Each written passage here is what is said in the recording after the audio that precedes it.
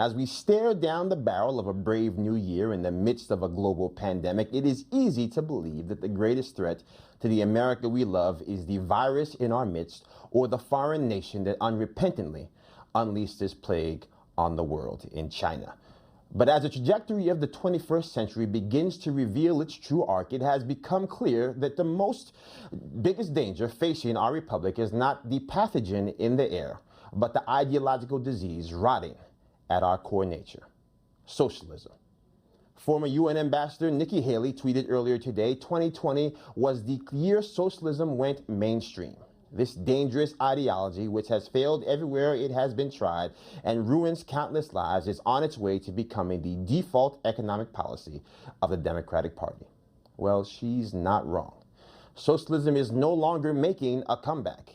It is back. It has mutated, and it is poised to unleash its destructive force on the most successful experiment in democracy the world has ever seen. Gone are the days of Bernie Sanders banging his hand on a forgotten table in a broom closet, to the dismay of both Republicans and Democrats alike. Today, his two presidential campaigns have not only spawned an army of supporters, but they have produced political figures with political clout to rival his own. And perhaps more dangerous still, they have taken ideas that have never worked in the history of the world and made them new again.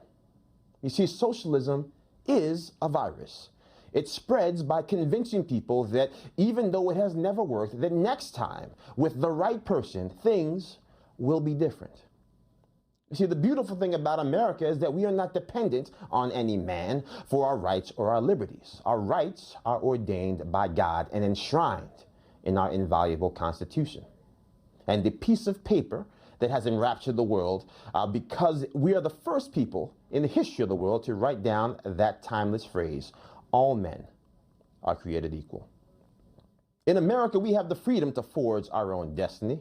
In America, we reject the myth of equal outcomes. This is a nation forged by the promise of equal opportunity.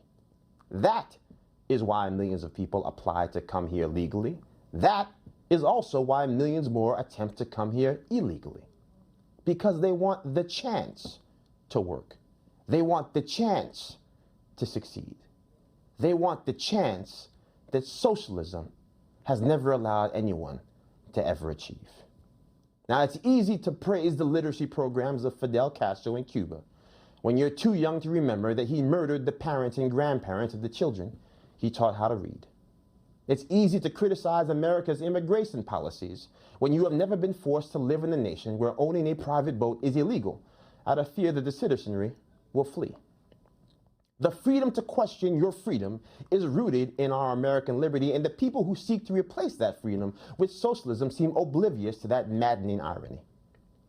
But for millions of new school liberals, they profess to practicing a new kind of socialism: democratic socialism. They dole out their comfort food for the masses, pointing to places like Belgium and Sweden as testaments to a kinder, gentler socialism.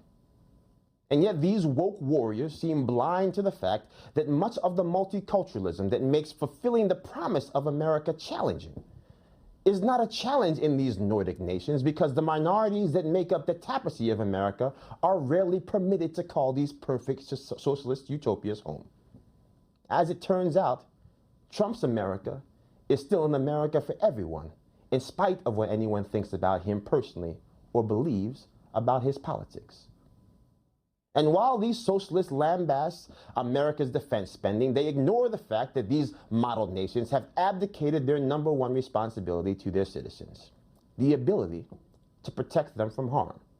That is a responsibility that they have outsourced to the world. Outsourced, in fact, to us, America. So here's the point. Do you want to live in an America where Cuban immigrants can escape the ravages of socialism to forge a better life? Or do you want an America that looks at the tyranny of Fidel Castro and sees history worth repeating? Do you want leaders that still believe in equal opportunity to thrive and not rationed access to survive? If that is an America that you love, then Nikki Haley is right. This is our threat. This is our challenge. And we must meet it together, or the America we love will be morphed into something it was never intended to be.